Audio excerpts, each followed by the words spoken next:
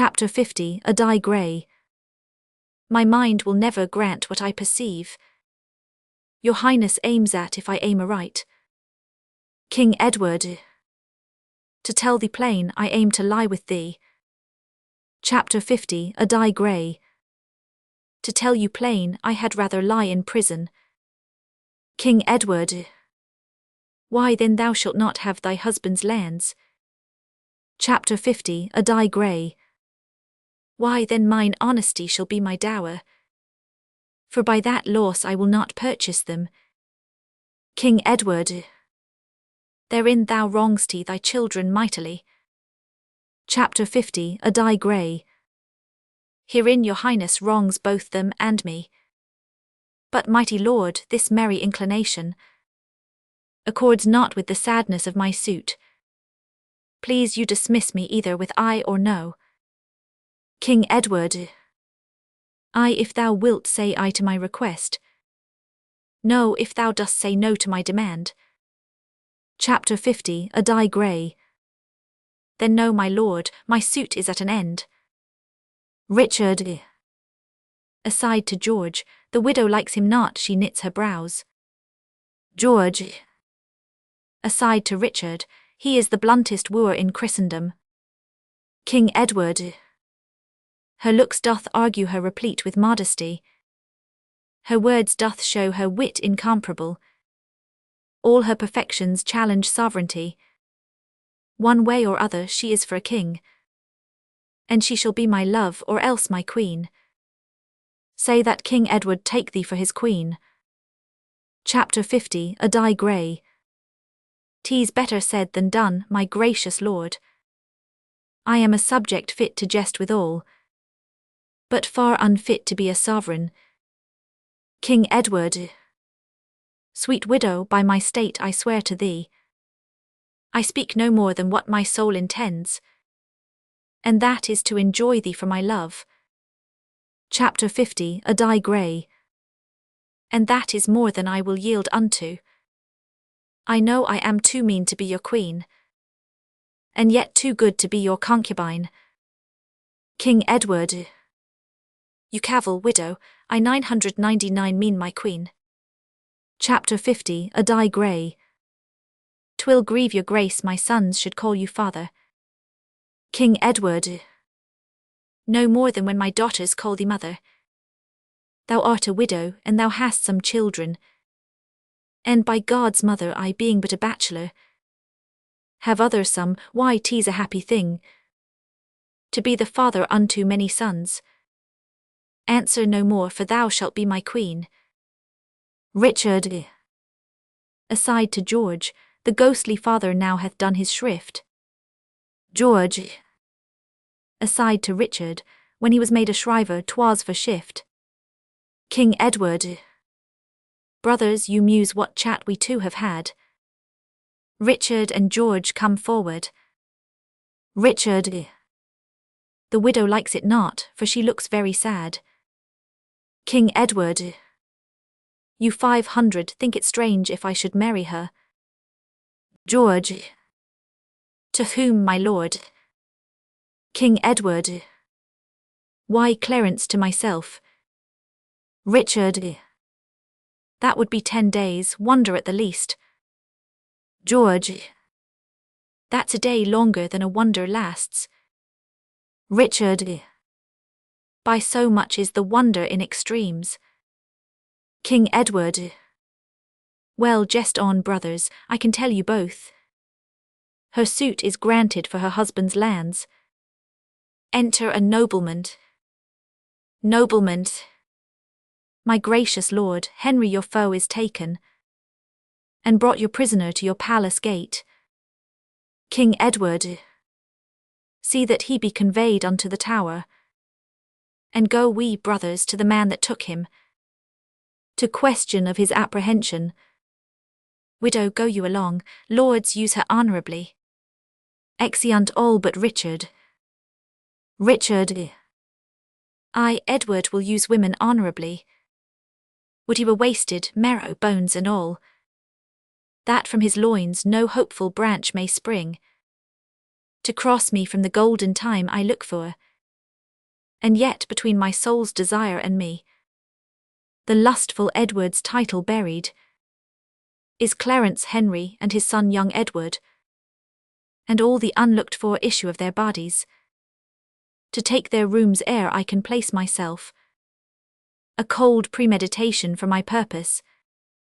Why then I do but dream on sovereignty, like one that stands upon a promontory, and spies a far-off shore where he would tread, wishing his foot were equal with his eye, and chides the sea that sunders him from thence, saying he 100 laid it dry to have his way. So do I wish the crown being so far off, and so I chide the means that keeps me from it, and so I say I 100 cut the causes off, flattering me with impossibilities. My eye is too quick, my heart o'erweens too much, unless my hand and strength could equal them. Well, say there is no kingdom then for Richard. What other pleasure can the world afford? Chapter 1. 100 Make my heaven in a lady's lap, and deck my body in gay ornaments, and witch sweet ladies with my words and looks. O miserable thought, and more unlikely than to accomplish 20 golden crowns.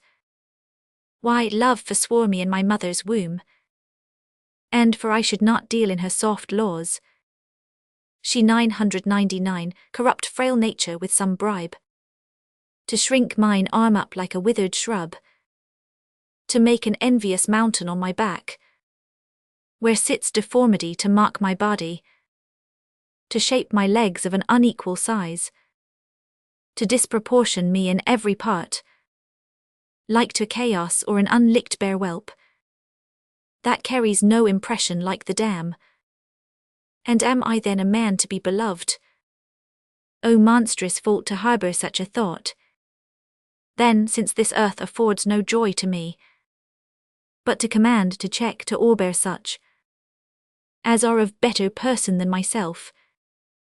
Chapter 1. 100 Make my heaven to dream upon the crown, and whiles I live account this world but hell, until my misshaped trunk that bear this head be round impaled with a glorious crown. And yet I know not how to get the crown, for many lives stand between me and home, and I like one lost in a thorny wood, that rents the thorns and is rent with the thorns, seeking a way and straying from the way, not knowing how to find the open air, but toiling desperately to find it out, torment myself to catch the English crown, and from that torment I will free myself, or hew my way out with a bloody axe. Why I can smile and murder while I smile, and cry content to that which grieves my heart, and wet my cheeks with artificial tears, and frame my face to all occasions. Chapter 1. 100 Drown more sailors than the mermaid shall. Chapter 1. 100 Slay more gazers than the basilisk. Chapter 1. 100 Play the orator as well as Nestor, deceive more slyly than Ulysses could, and like a Sinon take another Troy. I can add colours to the chameleon, change shapes with Proteus for advantages, and set the murderous Machiavel to school. Can I do this and cannot get a crown? Tut, were it farther off, I pluck it down. Scene 3. France, the king's palace. Flourish, enter Louis the French king, his sister the Lady Bona, his admiral called Bourbon, Prince Edward, Queen Margaret and the Earl of Oxford. Louis sits and riseth up again. King Louis. Fair Queen of England, worthy Margaret, sit down with us, it 99 befits thy state, and birth that thou shouldst stand while Louis doth sit. Queen Margaret. No, mighty King of France, now Margaret must strike her sail and learn a while to serve. Where kings command, I must confess, great Albion's queen in former golden days. But now mischance hath trod my title down, and with dishonour laid me on the ground, where I must take like seat unto my fortune. and to my humble seat conform myself. King Louis. Why say, fair queen, whence springs this deep despair? Queen Margaret. From such a cause as fills mine eyes with tears, and stops my tongue, while heart is drowned in cares. King Louis. Whate'er it be thou still like thyself, and sit thee by our side, yield not thy neck. Seats her by him to fortune's yoke, but let thy dauntless mind still ride in triumph over all mischance. Be plain, Queen Margaret, and tell thy grief. It shall be eased if France can yield relief. Queen Margaret. Those gracious words revive my drooping thoughts, and give my tongue-tied sorrows leave to speak. Now therefore be it known to noble Louis, that Henry, sole possessor of my love, is of a king become a banished man, and forced to live in Scotland a forlorn, while proud ambitious Edward, Duke of York, usurps the regal title and the seat of England's true anointed lawful king. This is the cause that I, poor Margaret, with this my son, Prince Edward, Henry's heir, am come to crave thy just and lawful aid. And if thou fail us, all our hope is done. Scotland hath will to help, but cannot help. Our people and our peers are both misled. Our treasure seized, our soldiers put to flight, and as thou seest, ourselves in heavy plight. King Louis. Renowned Queen, with patience calm the storm, while we bethink a means to break it off. Queen Margaret. The more we stay, the stronger grows our foe. King Louis. The more I stay, the more I 100 succour thee. Queen Margaret. Oh, but impatience waiteth on true sorrow. And see where comes the breeder of my sorrow. Enter Warwick. King Louis. What's he approacheth boldly to our presence? Queen Margaret. Our Earl of Warwick, Edward's greatest friend. King Louis. Welcome, brave Warwick, what brings thee to France? He descends, Queen Margaret rises. Queen Margaret. Aye, now begins a second storm to rise. For this is he that moves both wind and tide. Warwick. From worthy Edward, King of Albion, my lord and sovereign, and thy vowed friend, I come in kindness and unfeigned love, first to do greetings to thy royal person, and then to crave a league of amity, and lastly to confirm that amity with nuptial knot, if thou vouchsafe to grant that virtuous Lady Bona, thy fair sister, to England's king in lawful marriage. Queen Margaret. If that go forward, Henry's hope is done. Warwick. And gracious madam, in our king's behalf, I am commanded, with your leave and favour, humbly to kiss your hand, and with my tongue to tell the passion of my sovereign's heart, where fame, late entering at his heedful ears, hath placed thy beauty's image and thy virtue. Queen Margaret. King Louis and Lady Bona, hear me speak. Before you answer Warwick, his demand springs not from Edward's well-meant honest love, but from deceit bred by necessity. For how can tyrants safely govern home, unless abroad they purchase great alliance? To prove him tyrant this reason may suffice, that Henry liveth still, but were he dead, yet here Prince Edward stands, King Henry's son. Look therefore, Louis, that by this league and marriage thou draw not on thy danger and dishonour. For though usurpers sway the rule a while, yet heavens are just, and time suppresseth wrongs. Warwick. Injurious Margaret. Prince Edward. And why not queens? Warwick, because thy father Henry 999 usurp, and thou no more art prince than she is queen. Oxford. Then Warwick disannuls great John of Gaunt, which 999 subdue the greatest part of Spain. And after John of Gaunt, Henry the Fourth, whose wisdom was a mirror to the wisest. And after that wise prince Henry the Fifth, who by his prowess conquered all France. From these our Henry lineally descends. Warwick. Oxford, how haps it in this smooth discourse? You told not how Henry the Sixth hath lost all that which Henry the Fifth had gotten. Methinks these peers of France should smile at that.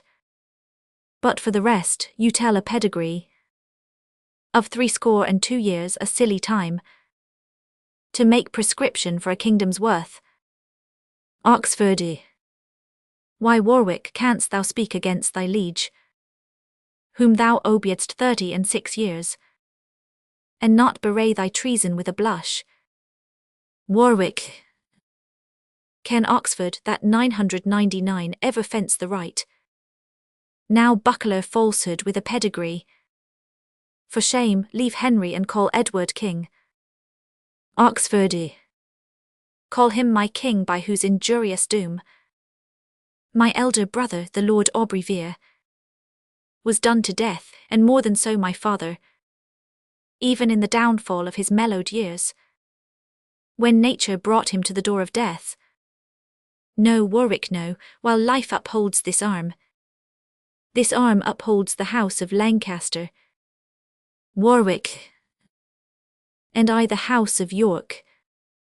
King Louis, Queen Margaret, Prince Edward, and Oxford vouchsafe at our request to stand aside, while I use further conference with Warwick. They stand aloof. Queen Margaret. Heavens grant that Warwick's words bewitch him not. King Louis. Now, Warwick, tell me, even upon thy conscience, is Edward your true king? For I were loath to link with him that were not lawful chosen. Warwick. Thereon I pawn my credit and mine honour. King Louis. But is he gracious in the people's eye? Warwick. The more that Henry was unfortunate. King Louis. Then further, all dissembling set aside, tell me for truth the measure of his love unto our sister Bona. Warwick. Such it seems as may beseem a monarch like himself. Myself have often heard him say and swear that this his love was an eternal plant, whereof the root was fixed in virtue's ground, the leaves and fruit maintained with beauty's sun, exempt from envy but not from disdain, unless the Lady Bona quit his pain. King Louis. Now, sister, let us hear your firm resolve. Bona. Your grant or your denial shall be mine. Yet I confess that often ere this day, when I have heard your king's desert recounted, mine ear hath tempted judgment to desire. King Louis. Then Warwick, thus our sister shall be Edward's, and now forthwith shall articles be drawn, touching the jointure that your king must make, which with her dowry shall be counterpoised. Draw near, Queen Margaret, and be a witness that Bona shall be wife to the English king. Prince Edward. To Edward, but not to the English king. Queen Margaret. Deceitful Warwick, it was thy device by this alliance to make void my suit. Before thy coming Louis was Henry's friend, King Louis, and still is friend to him and Margaret. But if your title to the crown be weak, as may appear by Edward's good success, then 'tis but reason that I be released from giving aid which late I promised. Yet shall you have all kindness at my hand, that your estate requires and mine can yield. Warwick. Henry now lives in Scotland at his ease, where, having nothing, nothing can he lose. And as for you yourself, our quondam queen, you have a father able to maintain you, and better twere you troubled him than France. Queen Margaret. Peace, impudent and shameless Warwick, proud setter up and puller down of kings. I will not hence till with my talk and tears, both full of truth, I make King Louis behold thy sly conveyance and thy lord's false love. For both of you are birds of self-same feather, post blowing a horn within. King Louis. Warwick, this is some post to us or thee. Enter the post. Post. My lord ambassador, these letters are for you, sent from your brother Marquis Montague. These from our king unto your majesty. And madam, these for you from whom I know not. They all read their letters. Oxford. I like it well that our fair queen and mistress smiles at her news while Warwick frowns at his. Prince Edward. Nay, mark how Louis stamps as he were nettled. I hope all's for the best. King Louis. Warwick, what are thy news, and yours, fair queen? Queen Margaret. Mine, such as fill my heart with unhoped joys. Warwick. Mine, full of sorrow and heart's discontent. King Louis. What, has your king married the Lady Grey? And now, to soothe your forgery and his, sends me a paper to persuade me patience. Is this alliance that he seeks with France? Dare he presume to scorn us in this manner? Queen Margaret. I told your majesty as much before. This proveth Edward's love and Warwick's honesty. Warwick. King Louis, I here protest in sight of heaven, and by the hope I have of heavenly bliss, that I am clear from this misdeed of Edward's. No more my king, for he dishonours me, but most himself if he could see his shame. Chapter 999. I forget that by the house of York my father came untimely to his death. Chapter 999. I let pass abuse done to my niece. Chapter 999. I impale him with the regal crown. Chapter 999. I put Henry from his native right. And am I guerdoned at the last with shame? Shame on himself, for my desert is honour, and to repair my honour lost for him, I here renounce him and return to Henry. My noble queen, let former grudges pass, and henceforth I am thy true servitor. I will revenge his wrong to Lady Bona, and replant Henry in his former state. Queen Margaret. Warwick, these words have turned my hate to love, and I forgive and quite forget old faults, and joy that thou becomest King Henry's friend. Warwick. So much his friend, I, his unfeigned friend, that if King Louis vouchsafe to furnish us with some few bands of chosen soldiers, Chapter 100 undertake to land them on our coast, and force the tyrant from his seat by war, 'tis not his new-made bride shall succour him. And as for Clarence, as my letters tell me, he's very likely now to fall from him, for matching more for wanton lust than honour, or than for strength and safety of our country. Bona. Dear brother, how shall Bona be revenged? But by thy help to this distressed queen. Queen Margaret. Renowned prince, how shall poor Henry live, unless thou rescue him from foul despair? Bona. My quarrel and this English queen's are one. Warwick. And mine, fair Lady Bona, joins with yours. King Louis. and mine with hers and thine and Margaret's. Therefore at last I firmly am resolved. You shall have aid. Queen Margaret. Let me give humble thanks for all at once. King Louis. Then England's messenger return in post, and tell false Edward, thy supposed king, that Louis of France is sending over maskers to revel it with him and his new bride. Thou seest what's past, go fear thy king withal. Bona. Tell him in hope he 100 prove a widower shortly. Chapter 1, 100 wear the willow garland for his sake. Queen Margaret. Tell him my mourning weeds are laid aside, and I am ready to put armour on. Warwick. Tell him from me that he hath done me wrong, and therefore I 100 uncrown him ere tea be long. There's thy reward, be gone. King Louis. But Warwick, thou and Oxford with 5,000 men shall cross the seas and bid false Edward battle, and as occasion serves this noble queen, and prince shall follow with a fresh supply. Yet ere thou go, but answer me one doubt. What pledge have we of thy firm loyalty? Warwick.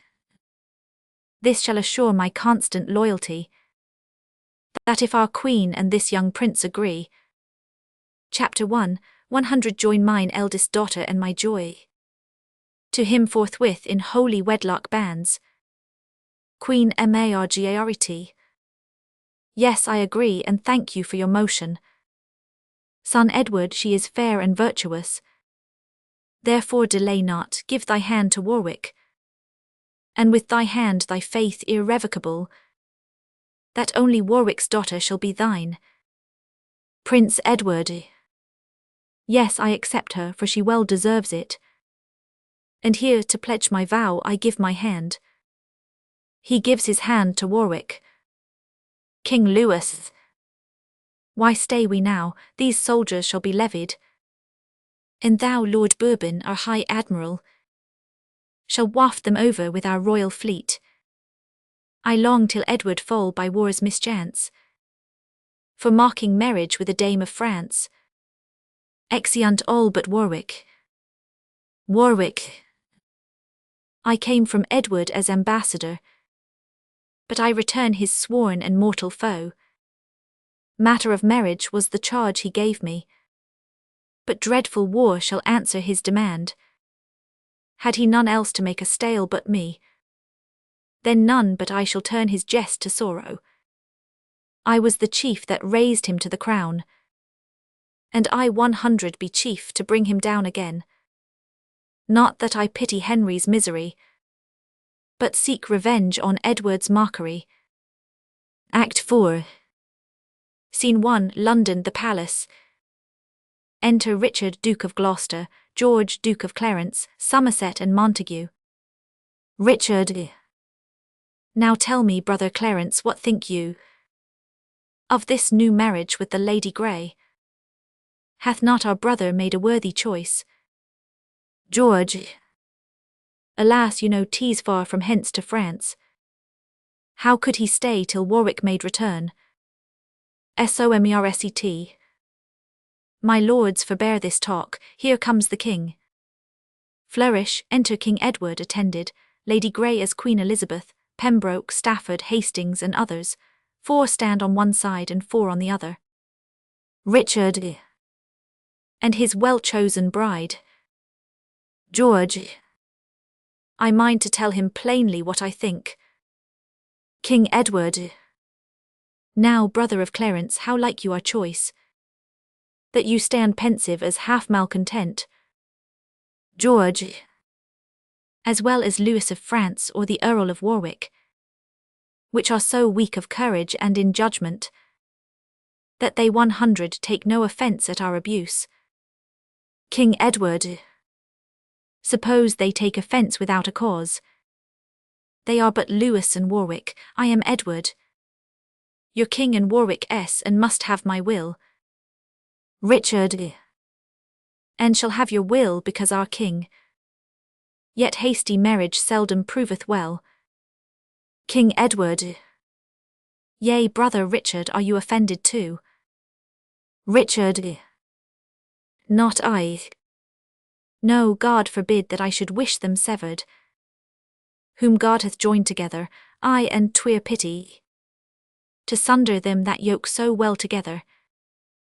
King Edward. Setting your scorns and your mislike aside, tell me some reason why the Lady Grey should not become my wife and England's queen.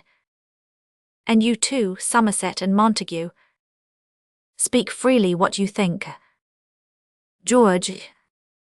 Then this is mine opinion, that King Louis becomes your enemy for marking him about the marriage of the Lady Bona. Richard. And Warwick, doing what you gave in charge, is now dishonoured by this new marriage. King Edward. What if both Louis and Warwick be appeased by such invention as I can devise? Chapter 1000, Antague.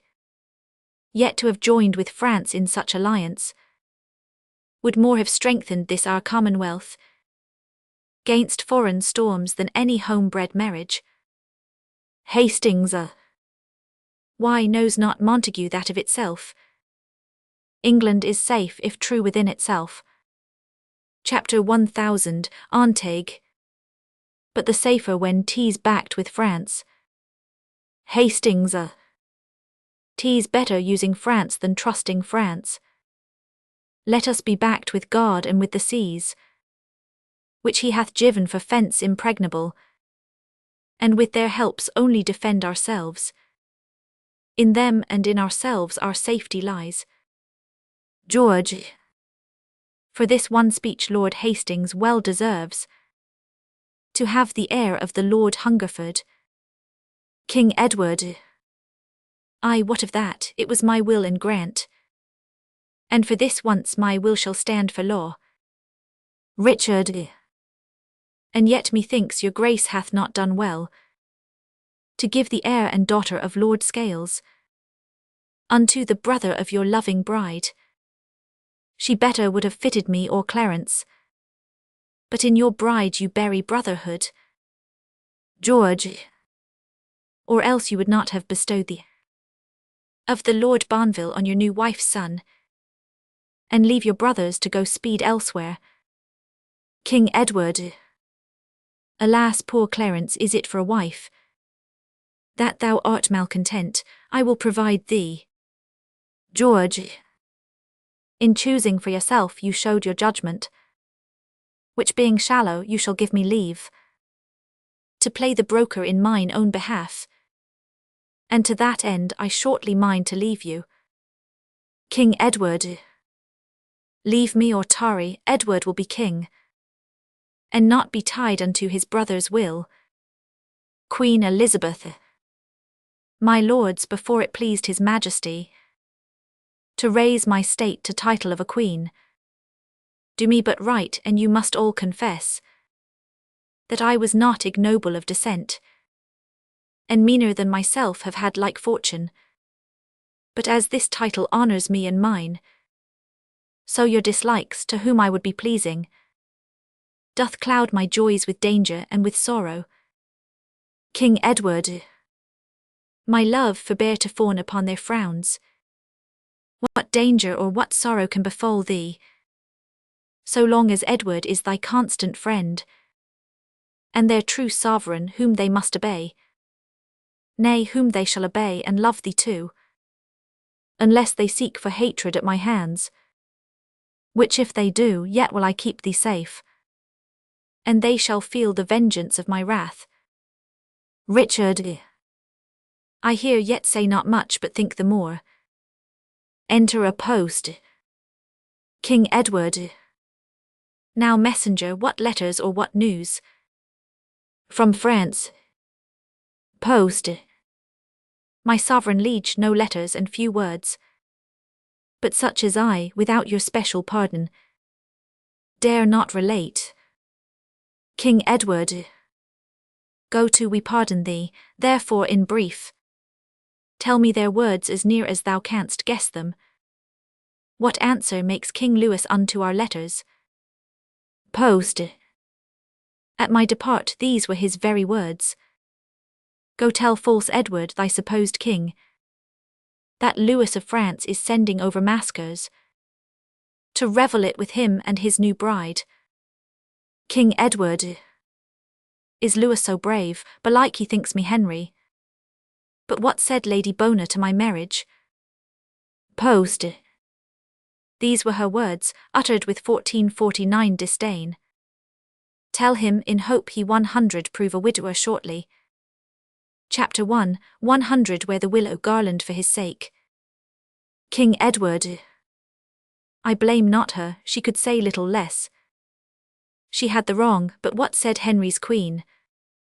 For I have heard that she was there in place. Post. Tell him, quoth she, my mourning weeds are done, and I am ready to put armour on. King Edward, belike she minds to play the Amazon. But what said Warwick to these injuries? Post. He, more incensed against your majesty than all the rest, discharged me with these words. Tell him from me that he hath done me wrong, and therefore I 100 uncrown him ere tea be long. King Edward, ha, durst the traitor breathe out so proud words? Well, I will arm me, being thus forewarned. They shall have wars and pay for their presumption. But say, is Warwick friends with Margaret? Post. Ay, gracious sovereign, they are so linked in friendship. That young Prince Edward marries Warwick's daughter. George, belike the elder, Clarence will have the younger. Now, brother king, farewell, and sit you fast. For I will hence to Warwick's other daughter, that though I want a kingdom, yet in marriage I may not prove inferior to yourself. You that love me and Warwick follow me. Exit George and Somerset follows. Richard, not I, my thoughts aim at a further matter. I stay not for the love of Edward but the crown. King Edward, Clarence and Somerset both gone to Warwick. Yet am I armed against the worst can happen, and haste is needful in this desperate case. Pembroke and Stafford, you in our behalf, go levy men and make prepare for war. They are already or quickly will be landed. Myself in person will straight follow you. Exeunt Pembroke and Stafford. But ere I go, Hastings and Montague, resolve my doubt, you twain of all the rest are near to Warwick by blood and by alliance. Tell me if you love Warwick more than me. If it be so, then both depart to him. I rather wish you foes than hollow friends. But if you mind to hold your true obedience, give me assurance with some friendly vow, that I may never have you in suspect. Chapter 1000, Antague. So God help Montague as he proves true. Hastings, and Hastings as he favours Edward's cause. King Edward, now brother Richard, will you stand by us? Richard, I, in despite of all that shall withstand you. King Edward, why so, then am I sure of victory. Now therefore let us hence and lose no hour, till we meet Warwick with his foreign power. Scene 2, A plain in Warwickshire. Enter Warwick and Oxford in England, with French soldiers. Warwick, trust me, my lord, all hitherto goes well. The common people by numbers swarm to us. Enter George, Duke of Clarence and Somerset. But see where Somerset and Clarence comes. Speak suddenly, my lords, are we all friends? George, fear not that, my lord. Warwick, then, gentle Clarence, welcome unto Warwick. And welcome Somerset, I hold it cowardice to rest mistrustful where a noble heart hath pawned an open hand in sign of love. Else might I think that Clarence, Edward's brother, were but a feigned friend to our proceedings. But welcome, sweet Clarence, my daughter shall be thine. And now what rests but in night's coverture? Thy brother being carelessly encamped, his soldiers lurking in the towns about, and but attended by a simple guard, we may surprise and take him at our pleasure. Our scouts have found the adventure very easy, that as Ulysses and stout Diomed, with sleight and manhood stole to Rhesus tents, and brought from thence the Thracian fatal steeds. So we, well covered with the knight's black mantle, at unawares may beat down Edward's guard, and seize himself, I say not slaughter him, for I intend but only to surprise him. You that will follow me to this attempt, applaud the name of Henry with your leader. They all cries Henry. Why then, let's on our way in silent sort. For Warwick and his friends, Guard and St. George. Scene 3, Edward's camp near Warwick. Enter 3 watchmen to guard the king's tent. 1 watchman. Come on, my masters, each man take his stand. The king by this is set him down to sleep. 2 watchmen. What will he not to bed? 1 watchman. Why no, for he hath made a solemn vow, never to lie and take his natural rest, till Warwick or himself be quite suppress watchman. Tomorrow then belike shall be the day, if Warwick be so near as men report. 3 watchmen. But say, I pray, what nobleman is that with the king here resteth in his tent? 1 watchman. 'Tis the Lord Hastings, the king's chiefest freen watchman. Oh, is it so? But why commands the king that his chief followers lodge in towns about him, while he himself keeps in the cold field? 2 watchmen. 'Tis the more honour because more dangerous. 3 watchmen. Aye, but give me worship and quietness. I like it better than dangerous honour. If Warwick knew in what a state he stands, 'tis to be doubted he would waken each watchman, unless our halberds 999 shut up his passage. 2 watchmen. Aye, wherefore else guard we his royal tent, but to defend his person from night foes? Enter Warwick, George, Duke of Clarence, Oxford, Somerset and French soldiers, silent all. Warwick. This is his tent, and see where stand his guard. Courage, my masters, honour now or never. But follow me, and Edward shall be ours. 1 watchman. Who goes there? 2 watchmen. Stay, or thou deest. Warwick and the rest cry all, Warwick, Warwick, and set upon the guard who fly crying arm, arm, Warwick and the rest following them. The drum playing and trumpet sounding, enter Warwick, Somerset and the rest, bringing the king out in his gown, sitting in a chair. Richard, Duke of Gloucester and Hastings fly over the stage. Somerset. What are they that fly there? Warwick. Richard and Hastings. Let them go, here is the Duke. King Edward. The Duke, why, Warwick, when we parted, thou calledst me king. Warwick. Aye, but the case is altered. When you disgraced me in my embassade, then I degraded you from being king, and come now to create you Duke of York.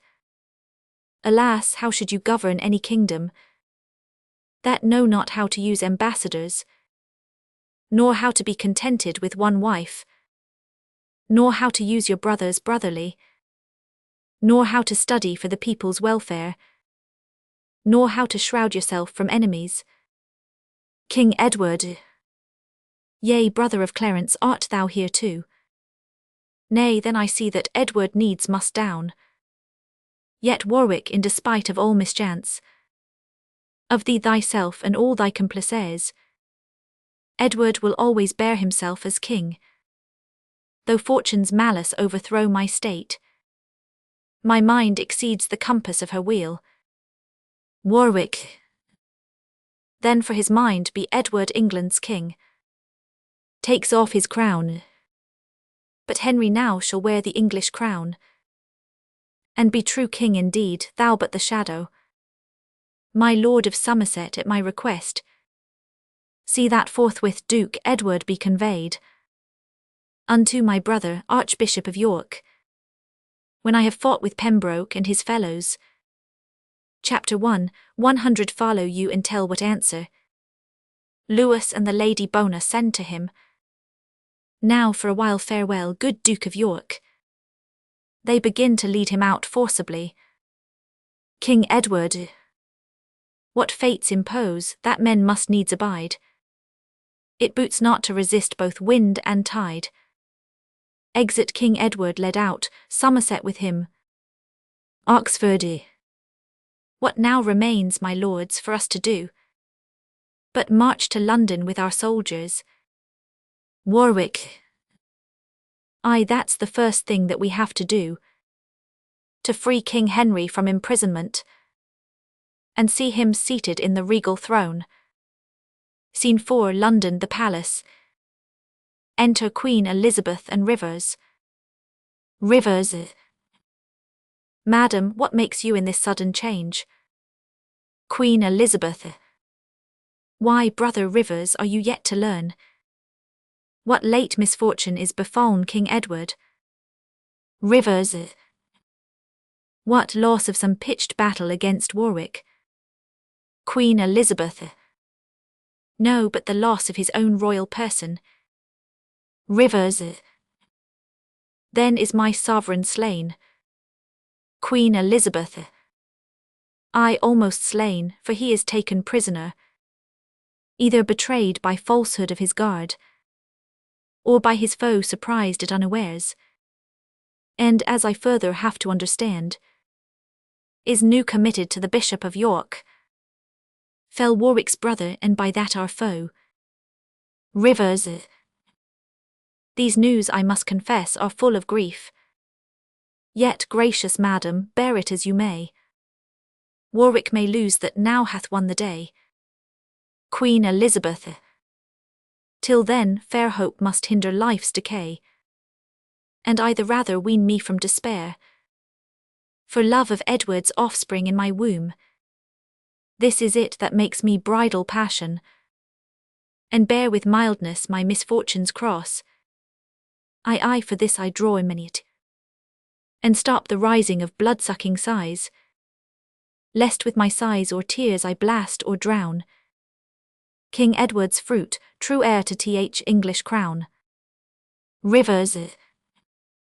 But madam, where is Warwick then become? Queen Elizabeth. I am informed that he comes towards London, to set the crown once more on Henry's head. Guess thou the rest, King Edward's friends must down, but to prevent the tyrant's violence. For trust not him that hath once broken faith. Chapter 1, 100 Henceforthwith unto the sanctuary, to save at least the heir of Edward's right. There shall I rest secure from force and fraud. Come therefore, let us fly while we may fly. If Warwick take us, we are sure to die. Scene 5, a park near Middleham Castle in Yorkshire. Enter Richard, Duke of Gloucester, Lord Hastings, Sir William Stanley and others. Richard. Now, my Lord Hastings and Sir William Stanley, leave off to wonder why I drew you hither, into this chiefest thicket of the park. Thus stands the case. You know our king, my brother, is prisoner to the bishop here, at whose hands he hath good usage and great liberty, and often but attended with weak guard, comes hunting this way to disport himself.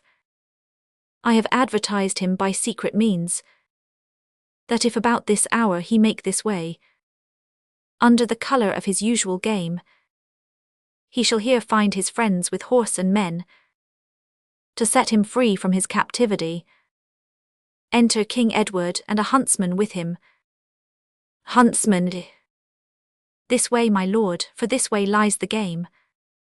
King Edward. Nay, this way, man, see where the huntsmen stand. Now, brother of Gloucester, Lord Hastings and the rest, stand you thus close to steal the bishop's deer. Richard. Brother, the time and case requireth haste. Your horse stands ready at the park corner. King Edward. But whither shall we then?